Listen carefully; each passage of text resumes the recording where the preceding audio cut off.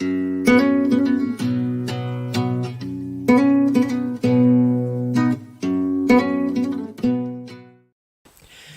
evening, everyone. Welcome to another On Air with Intentional Guy. I'm really excited today because I'm here with Dr. Ray and Jean, and I would try to say their last name, but he said I could just say Dr. Ray and Jean. So how do you pronounce your last name? It's pronounced Kadkhodaian. Kadkhodaian. Okay. See, I can actually do that, but sometimes I have a hard enough time with my last name, Chestnut. So just please forgive me. I'm just terrible with names. I'm excited to have you guys on here because they are marriage counselors, couples counselors, correct? Yes. And I've been looking at a lot of your episodes and things like that, and the importance that I saw of bringing you folks on our show is a lot of times I'm not going to pick on anyone. I'll pick on myself. For the longest time, I was not cognizant of my relationship. I took it for granted, and until we had a really bad accident that happened to us, we had a semi truck, tanker truck fell over the top of us, crushed our car about 2 years ago. I would say it was during Hurricane Sally, and it was a nightmare. And during that time period, I went through some counseling. And one thing that I found, and I heard this in one of your things, is I really couldn't be anybody from my wife because I didn't understand myself, let alone, I didn't even know myself, let alone how am I going to know her. And, I think a lot of people, it cracks me up, younger people who get married because they think that's going to be the redemption to everything, and how they don't see the work and the real struggles, because relationships are messy. Can be messy, and but one of the things that I have learned in the last couple of years is what I have in my wife and how much I enjoy who she is, and so now I'm learning more of an intentionality towards her, and making sure what we speak. I tease people a lot. I'm a jokester, and I realized that when I was joking, that a lot of times it was in crowds with other people, and it was kind of not edifying to my wife, right? Didn't mean nothing by it. But now I'm learning that the words I say and what I do really mean something.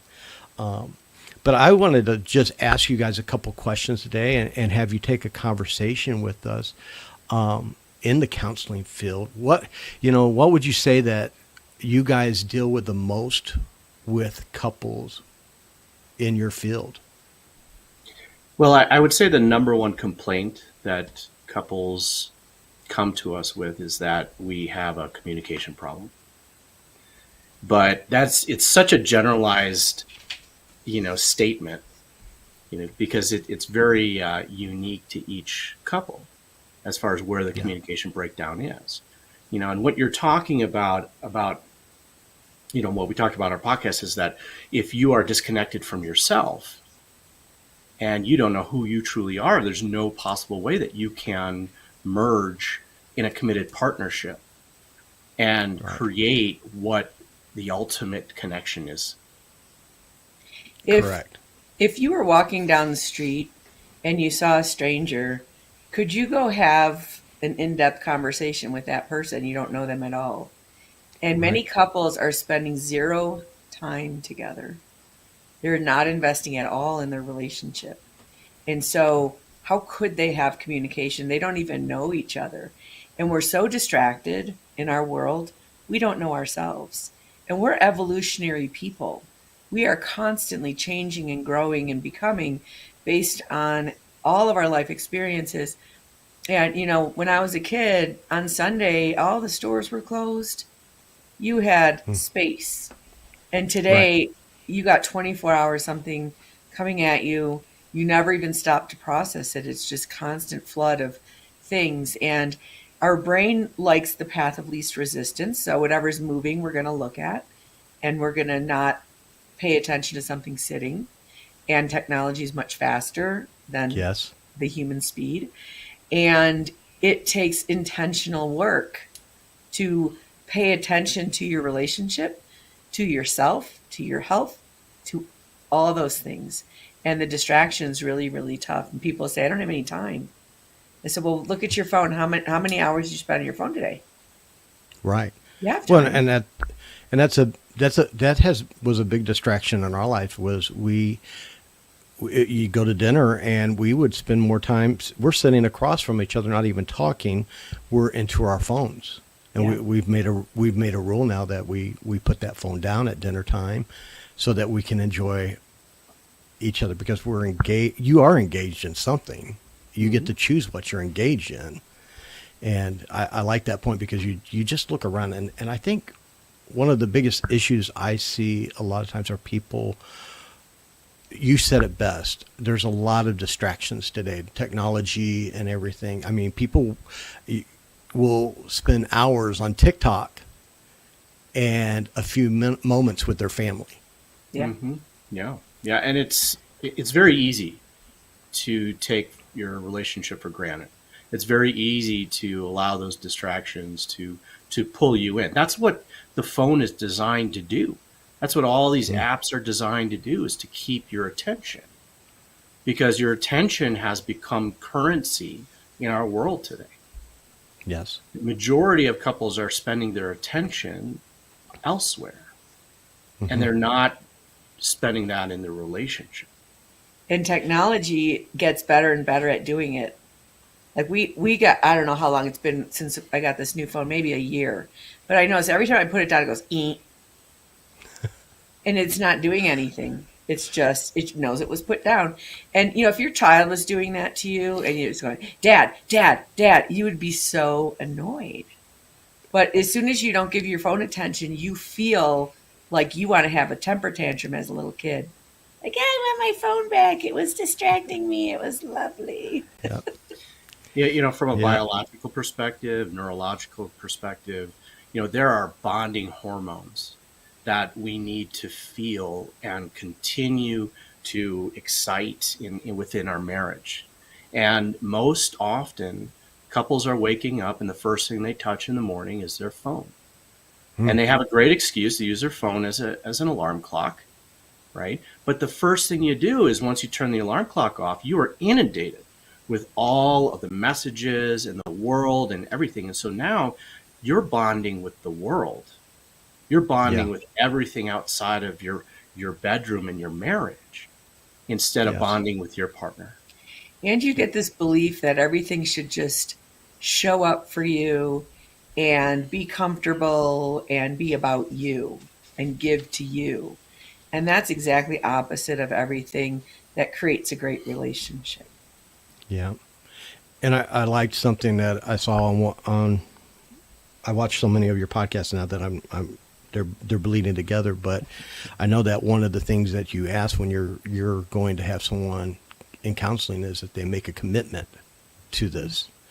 And I think that's a big issue, is we are not committed to one another, and we are so, like you said, the phone is a great instance, because when I was growing up, we didn't have that. And today, like you said, it is designed for our attention and for us to, and we are on that more than we are anything else. I'd like to discuss with you guys how, because one of the feedback that I get from a lot of people out there is struggling relationships, struggling marriage. And I think you hit it right. I think a lot of it's probably dealt with communication and things like that. But I'm a process guy, and I know what I've done to make my marriage work, but I know that doesn't work for everybody else, but was setting aside some times and being intentional in it. Are there some practical ways that we can address people to do that? Because I guess one is, first, let's talk about the commitment, because let's be honest, not everybody listening to us right now are really committed to their relationship. So how do you talk someone into, can you talk someone into being committed into that relationship? I think that Disney did us a really great disservice, when they first came out with these fairy tale stories that once they got married, they lived happily ever after. And that is just not the case. When you make a commitment on your wedding day, you're making a commitment to wake up every single day and work on your marriage. It's not happily ever after, because you are supposed to evolve. You're supposed to grow together. And, when it comes to working on a relationship, it's kind of two-pronged. There is the investment piece where you have to feed the relationship, right? Right. Caring and feeding of a relationship. But then there's also the other prong of the work, and that is healing. And a marriage is designed for both people to heal each other, to learn how to heal past wounds that they came into the relationship with, Great. and to evolve into something greater than themselves. No. And if we're distracted, we cannot help our partner become a better version of themselves, because we're not allowing ourselves to do that. And if you wanted to go to a personal trainer and work on your health, the first thing they're going to do is they're going to take this snapshot of where you're at. And they're going to say, okay, if you keep doing what you're doing, in 3 years, you're probably going to start seeing some diabetes, or you're going to see some heart problems. And they're going to tell you where you're headed, right? And with human beings, when we are in a committed relationship that we're invested in and feel safe in on a regular basis, it reduces anxiety, it reduces depression. And you see, that's like epidemic anxiety and depression is, they say the average person has as much anxiety today as a psychiatric patient in 1970. Wow. And we're not touching each other, and we're not talking to each other. We're not seeing each other. And so one of the first things that we ask a couple to do is to start investing in the relationship by doing something new and exciting together. Because those two things the newness disrupts this dull pattern that they have, and they're asleep in their relationship. That's why you say, how do you wake someone up and convince them that it might be a good idea for them to work on the relationship? They don't even know they're asleep. And when you do something exciting and you add that emotion in, because what happens is in our brains, we're designed to look for negative things fast, right? And so you have to respond to a potential problem quicker than smell a pretty flower. And everything about healthy relationships is the pretty flower. And so couples will see all the contempt very fast. You're annoying to me, or you ignore me, or you this, or you that. They all sound like that when they first come in. And they never say I. It is so hard for us to see ourselves and to see what is my contribution to this. And because we see out, we don't see in unless we have a reflection. We don't even know we've hurt our partner. We don't know we are doing things that aren't healthy. We have no reflection. And your partner is your closest reflection. But if you're both distracted, then you don't have to deal with those things. And when couples haven't made those deposits into the relationship, and then they try to spend some time together, all they're going to do is fight. And it's the same fight, and it feels bad. And we don't want people to feel bad. That's why, go do something new and exciting. Wait for the problems later. We'll teach you that later. But right now, go be friends. Yes. And I think you hit it. A lot of people they're asleep. They don't realize this until the bags are packed and someone's walking out the door, and then it's too late to start doing it, because we all of our attention has been, everywhere else. And I love the fact that you said, let's start something new, because that's what happened with us was doing something different. And you said something else that I really love. How do we see the other person? And I realized that the other day, it made me feel, I think it's nice to feel good when you can see how much value you have in this relationship and the value with the other person. That's where I'm at with my wife, because normally I would be asleep at the wheel. I was one of those husbands, okay?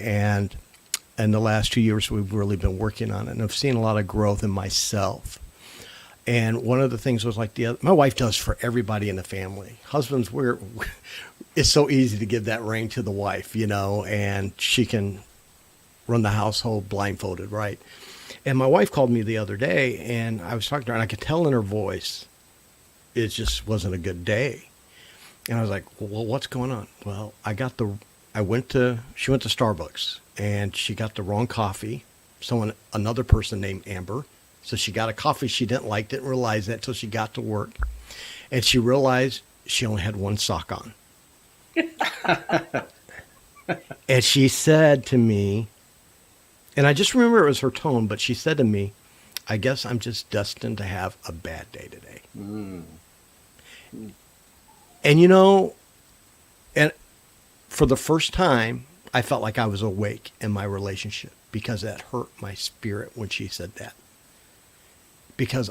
I pulled into Dollar General, picked up some no-sew socks for her. I got a gift bag, put the socks in there with a card, and I went to Starbucks. My wife has a special drink she wants, so I figured out how to hack into her app and get the right drink for her, and I took it to her at work. And the card said, you deserve to never have a bad day. And that took me hardly nothing to do. Mm-hmm. And that little act, the love that I saw in her eyes back at me over that was amazing. Mm-hmm. But I think it's because I saw my wife, and she knew that you saw me and you valued me. And it's those small things like that. And I rejoice in that for myself, because I don't know, I wasn't always that guy, and I like being that guy. But it takes getting outside of yourself. And when I'm talking to other people, I don't know how you guys do it. Try to get other people to say, you got to look past your own nose for a minute. You are too self-involved in yourself. But then again, is it because they have a lot of unresolved trauma or other things in their life that's why they can't look past it? I don't know, but I love what you said, I think we all want to be seen. We all want to be heard. And if we can't be seen and heard by our significant other, then you have to ask someone's going to ask the question in that relationship, so why are we together? You said something that we hear a lot, right? It's the little things, right? Most couples, the last question we ask couples that we're interviewing on our podcast is, what is it that your partner does that they love you? And they all say something like a cup of coffee in the morning or something. And the same thing is true on the other side. It is also that easy to turn someone's day into a bad day. Yeah. And carelessly and unintentionally, and we don't know we've done it. And so, you talk about trauma, and those are such big buzzwords today. And human beings are designed to go through trauma. Human beings are designed to grow through trauma, which is why you just put a picture up of a huge trauma you went through. And you didn't say, well, now for the rest of my life, I'm going to go sit in the corner and stop living because I went through this thing. Yeah. And I like to tell this story, and I think your listeners will really like this story because you probably know the story. It's about this guy, and he's got 12 friends. And one of his friends goes and betrays him in the worst way possible. And then the rest of his friends deny that they know him. And then everyone around him starts telling lies about him. And he says, I'm not even going to defend myself. I can't, there's nothing I can do here. And they take those lies and they judge him. And they beat him within an inch of his life. And then they say, oh, we're not happy yet. Let's strip you, humiliate you, and parade you through the streets and spit on you. And he falls down and he gets back up. And he keeps going and he falls down again and he gets back up. And the third time he falls down, someone out of nowhere helps him up. And when he gets all the way to where he's going, he says two things. One, forgive them, they know not what they do. And two, follow me. He says life's hard. He says you got to get up again. You got to keep going, because if you can, no matter what anyone else on this planet is doing to you. He could have just had a big palace and said, why doesn't everyone come here? We'll all eat and live happily ever after. He doesn't do that. He says it's hard. You're going to be tempted. There's a thing in this world that is going to want you to go in a different direction. If you don't lose your soul, you win. That's all. That's the whole gist of it. Love each other and have integrity and stay true to yourself. I love that. I love that. And you're right, because I think if anything to be out of this podcast that we can that we can bring out to people is to be ever present in your marriage today. Look across at the table at the person that you're married to, and not let those worst moments in your life, first off, define who you are, but also don't let the worst moments in your guys' relationship define your relationship either. I've learned that we're not the sum of our worst moments. We get to create new things with each other. And we're doing that. We're living our best life right now because our mindset has changed, that we're in this for each other. And it's almost like a contest now, who can do what more for the other person. Because I love to see my wife smile. I love to see her joy. I love to, because she's a good person. And we have to come back. I wonder sometimes, and this is probably horrible of me, so don't judge me, but sometimes I look at couples and I'm like, why are they even together? Do they even like each other? And we were probably that couple too. That's a great question, Michael. It actually is a fantastic question, because we've often said that every marriage ends. We just don't know when or how. Even if a couple's together for 50, 60 years, at some point, someone is leaving naturally from this world and the marriage is ending. And so if the goal isn't for marriage to be forever, then what is the goal? Right? The goal is to learn about ourselves, to learn about our partner, to learn about this relationship that is the closest that we could have to another human being on this planet. Physically, mentally, spiritually, emotionally. That is the potential, right? Because ultimately we go through life alone. We go through our experience in our own self. And if we don't have a witness to our life, then we don't have someone to share that with. And our partner is the closest person that could be a witness to our experience here on this planet. And it should be that way.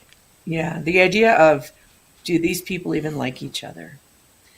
And it really talks to this, where in your life is the energy just so dull and bland and not motivating and not exciting and not passionate? And when you talk about going through life alone, because we have to separate from source to get in these bodies. And so here we are, and no one can ever know what we think, what we feel. And when you're on your phone, you think you're interacting with something, but you're not. Nothing's there. No one's there. But it feels like it is, and no one knows. I don't know what he's got going on in that world in his head. He doesn't know what I have in my world, in my head. And so that distraction, it dulls us. And as human beings, we're designed in two ways. One is, if I don't like something that's happening, what is the problem outside and what is the problem inside? And most couples, they don't want to know what the problem is inside. So whether they like their partner or not, they're probably thinking, I'm probably doing something, so I don't want to have that conversation. Or if I don't like what they're doing, they're going to be defensive and angry if I talk about it. So what's the use? And they get very dull. And this idea of having chaos and conflict in relationship to us is, we call that fertilizer. And what is fertilizer made of? Hmm. And Yep. if you don't process that stuff in your life that's uncomfortable, then you're just sitting there and it stinks. Yep. Well, and I liked one of the episodes. I can't talk about all your episodes, but one of your episodes I like where you guys, you guys utilize the iceberg method a lot about, Mhm. how, what is it, 85% is actually underwater of what you see, and, but of what you're dealing with, but what you see on top is only the other percentage. And that's so true in relationships. And I think for me, that's what kept me isolated and in fear of moving forward, because no one knows me better than my spouse, right? And so there's a lot of fears in there. But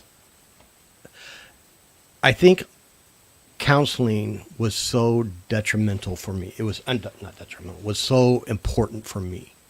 And I think I see so many, especially men, but people they see going to a counselor, marriage counselor, as a failure. And that's such a wrong thought process. And that's something on here that I want to encourage people, because I think that's maybe one of the smartest thing you can do for your marriage if you see it. Because a lot of times people think, well, they're just going to be on his side or they're just going to be on her side. And that's not what marriage counseling is. And would you guys mind just taking a few minutes and explain what the benefit of what marriage counseling could do for someone who's listening to our show today? So I kind of have to do a little caveat here, because we feel that marriage counseling can be very helpful, depending. And, when you think about human beings, we grew up in tribes and villages and communities. Mm-hmm. And if a young couple was struggling, who would they go to in the community? They would go to the elders. Right. And the elders would have experience in having a relationship together, and they would be able to offer that experience to the young couple, help them go through whatever challenges that they're going through, because they've had that experience.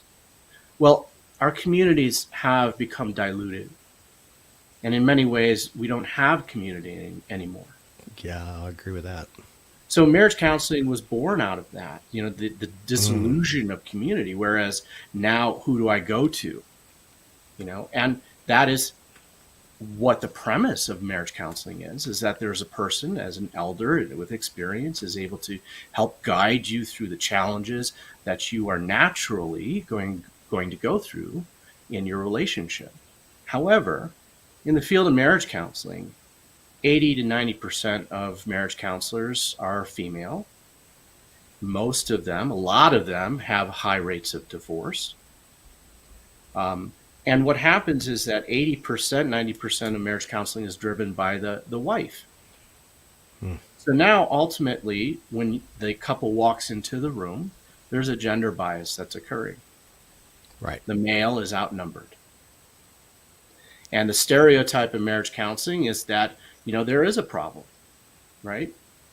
Because typically couples wait a minimum of 6 years before they actually seek outside help. So by that time, yeah, there's a very big problem that's going on. Mm-hmm.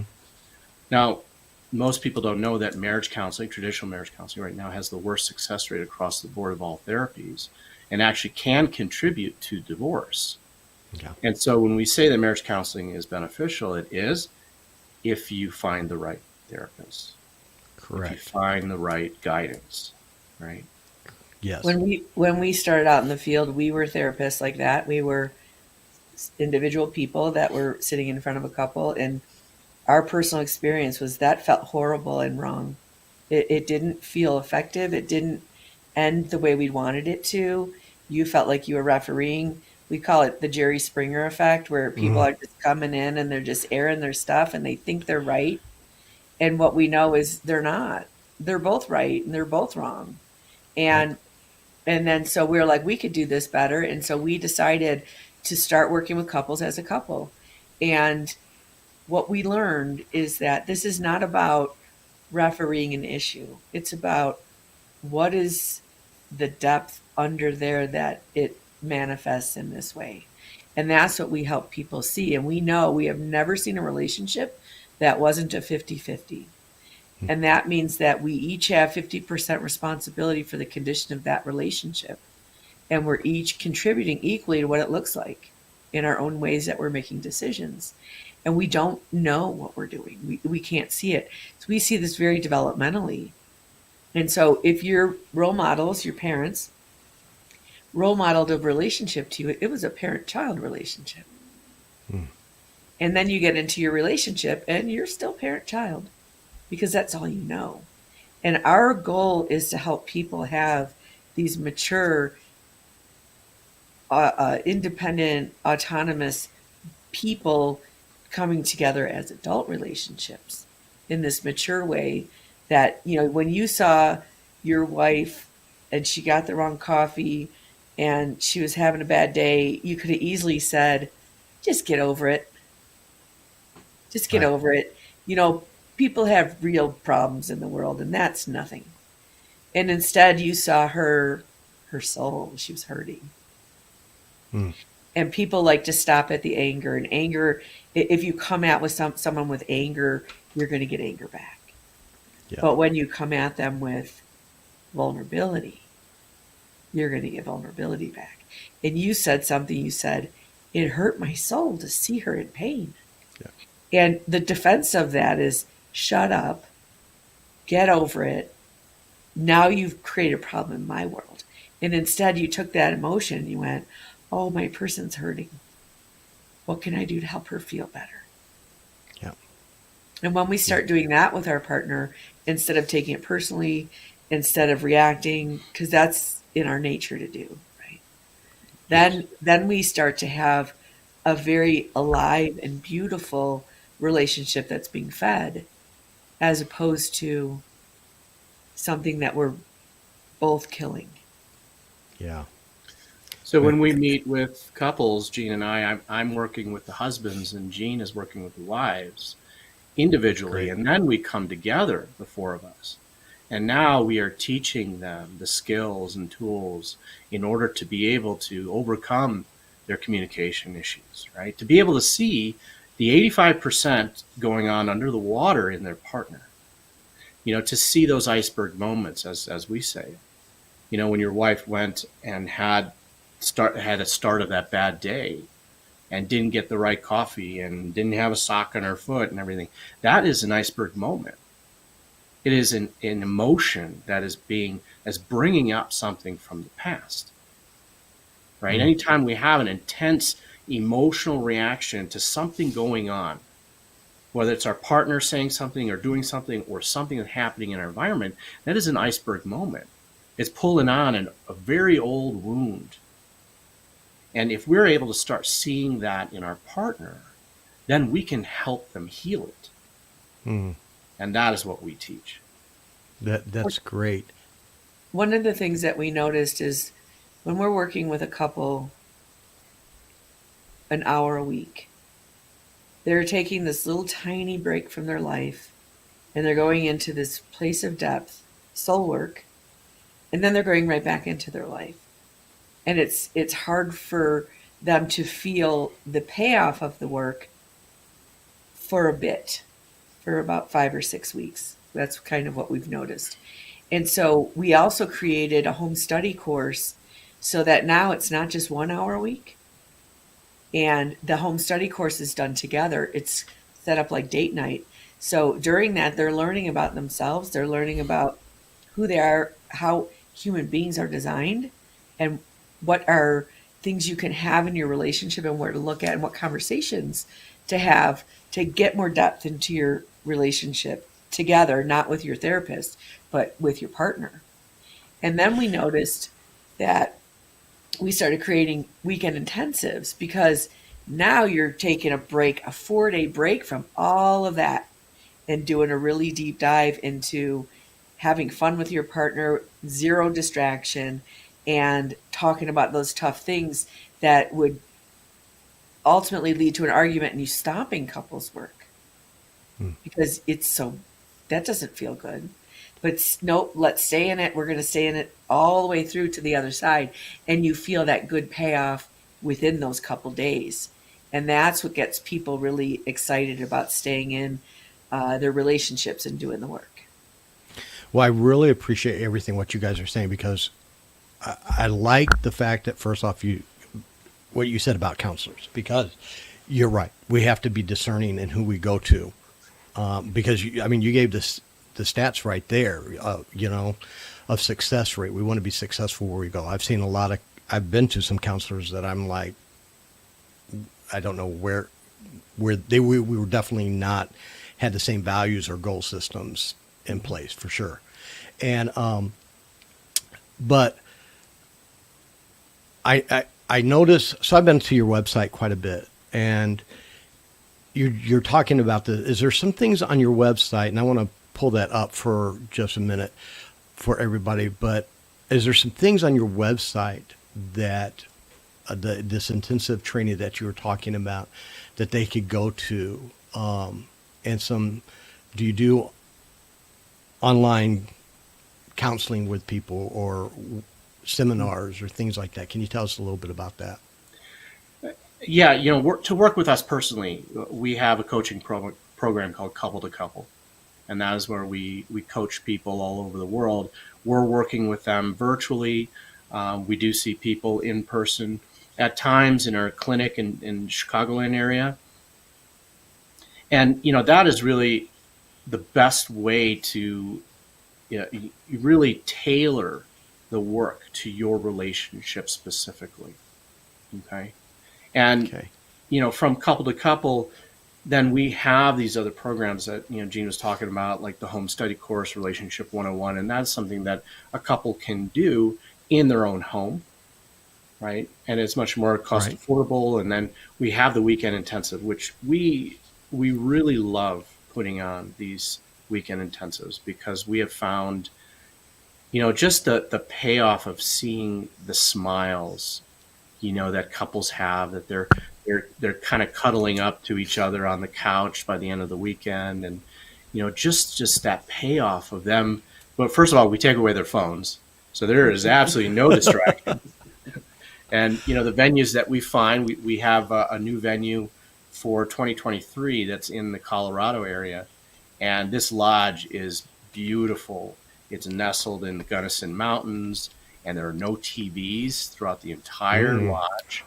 We're going to be able to, do a very intense weekend for 15 couples. Wow. And, all meals are catered, and it's just a really high-end experience, but it allows you to really focus on your partner and your partner alone. And the distractions are gone, and to see couples at the end of the weekend not want to get their phones back, it's amazing. You can see on our website the testimony of other people that have gone on the weekend. Yeah. And it's really incredible to watch them come through the door. They're afraid to turn their phones off. They're afraid of that being disconnected from the world. And, if people have situations where, maybe they have a divorce situation from a prior relationship where they have to talk to their kid at 9:00 or something, we'll bring them their phone and allow them to do that. But they have our phone number if there's a problem. So, you'll know if there's anything wrong in your world. But by the end, they come in, they're frazzled, they've been traveling. And we are very intentional about every aspect of this weekend. And so every single room has a balcony with a view. Every single room. Wow. And being in beauty is really good for our soul. And I've heard this said that if you look closer and closer and closer at something man-made, you see all the problems. When you look closer and closer at something God made, you see the beauty. And so we're paying attention to what are they hearing when they walk in the room? What are they eating? What are they smelling?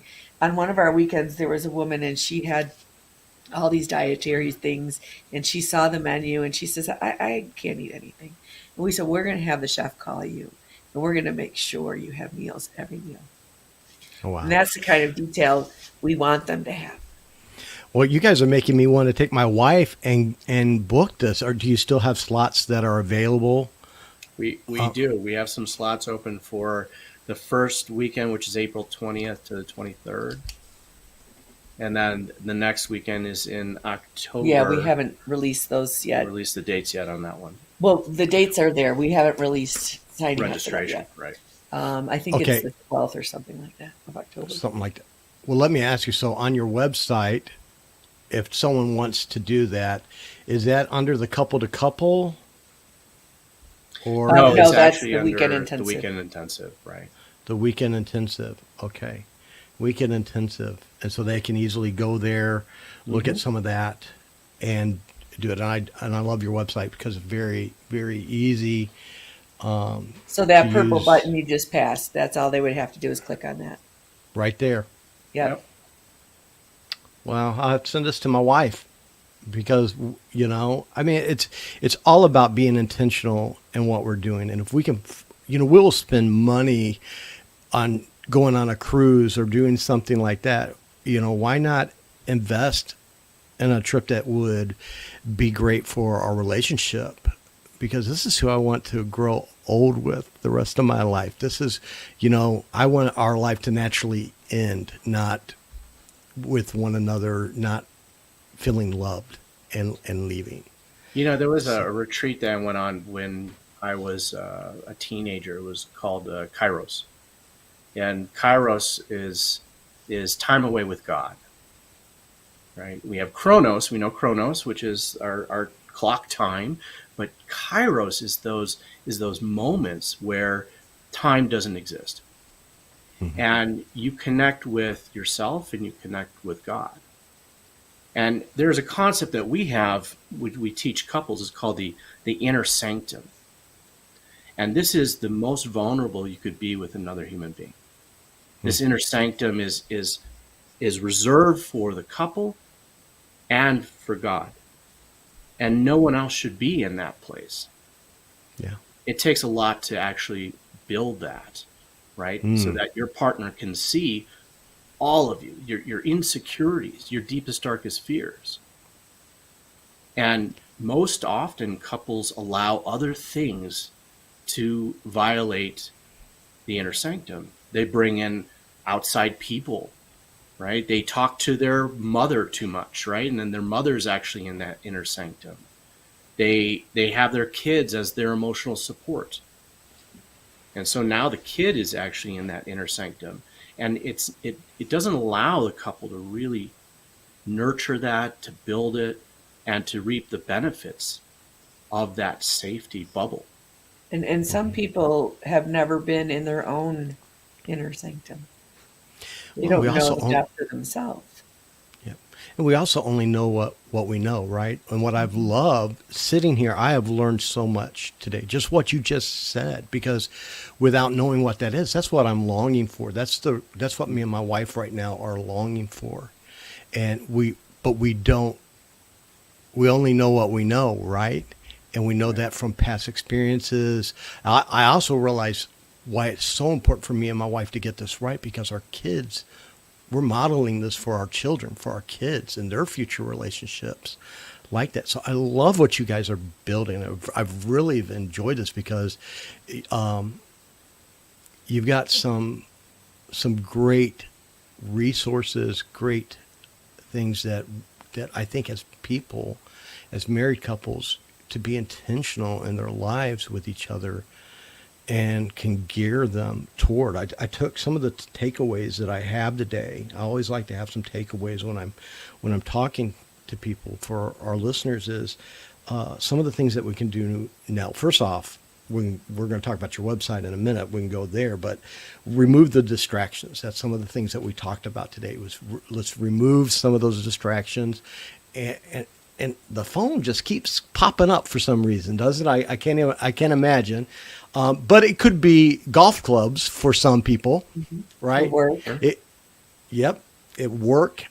A grandchild. We had our first grandchild. Oh my goodness! I did not know how that can, how you can love someone so much like that. We're 5 weeks away from being grandparents. Oh, it's the best! It's the best thing.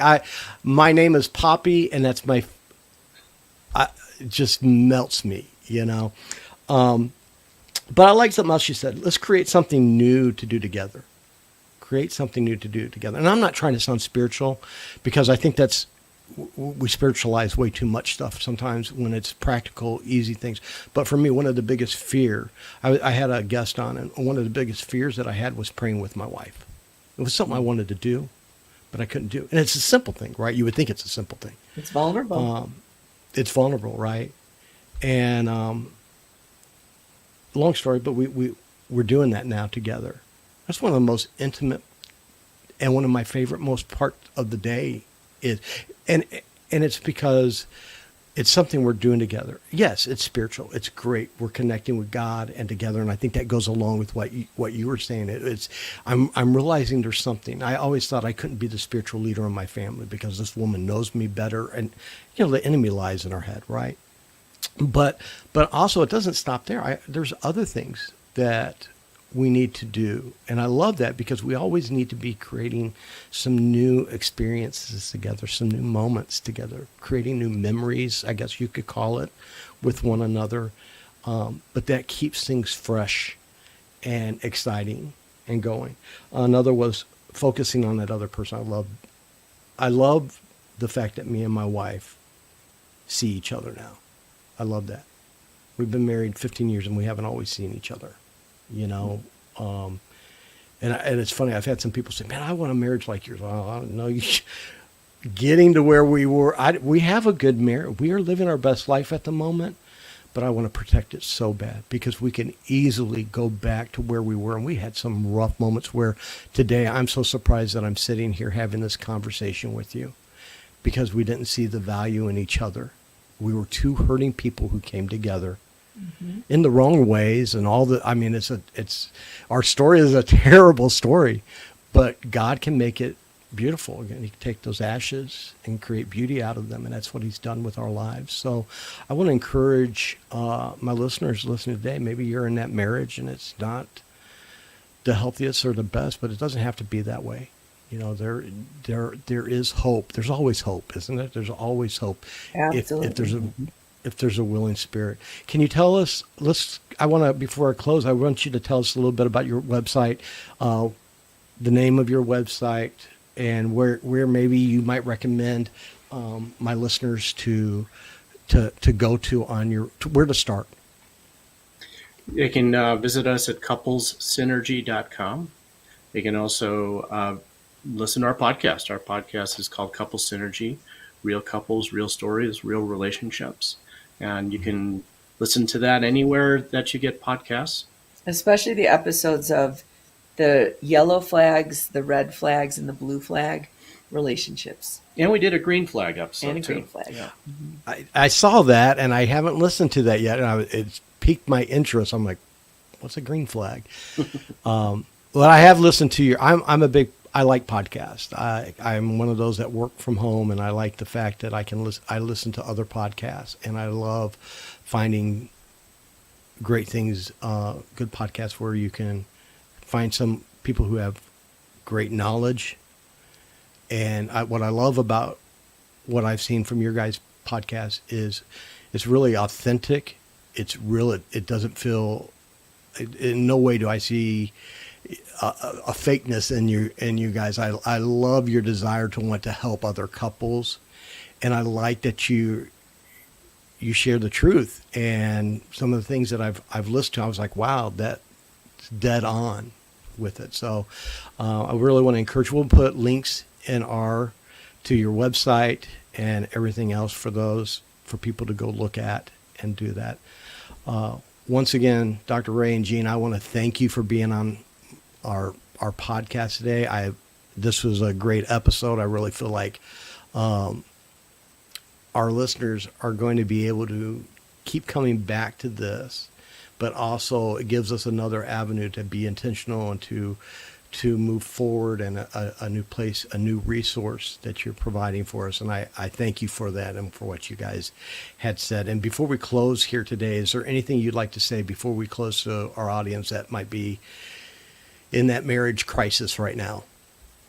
One of the things when you were talking, I I heard you were talking about the inner sanctum, and Relationship 101 is actually a blueprint to create your inner sanctum. And I don't think I saw it that way before you said that. So I would really encourage the Relationship 101 are things that everyone should know. And there are 8 modules, and the first 6 would be a great thing for every couple before they got married. Yeah, Wow. and Game changer. what I would want to say to couples out there is that, you don't have to just sit in pain. You don't just have to tolerate, a miserable experience. And you don't have to just feel alone as much as you do. There are ways to change that, right? We are supposed to go through difficult and challenging situations to learn something from it. And if we don't learn from it, then we just continue to wallow in it. And that is just not a pleasant experience. And it's not what we're designed to do. So there are resources out there. This podcast is a great resource. Right? I think it's really awesome. There are a lot of guys now that are looking to change things and not be the traditional stereotypical male in this world, right? And they are looking to evolve into something better and meet their partner halfway and become that partner that they want to be. So it's just really awesome. Thank you. And for me, that one of the reasons why I did it was because you can't always go on your past experiences, because some of, like you said about the tribes, not all of those are healthy. And so sometimes we got to go find healthy ways to become a better version of ourselves. And we have to be intentional. We have to be, and I like some of the things you brought up. We have to be cautious too. We just don't go to just anybody. We need to research them. We need to look at them. We need to listen to them and make sure that what they're saying is sound and is good advice, because there is a lot of bad advice out there on the internet today. So be careful as you do it. But once again, thank you guys so much for being on our show. And to my audience out there, I just want to tell you, until next time, just keep being intentional. We'll talk to you later.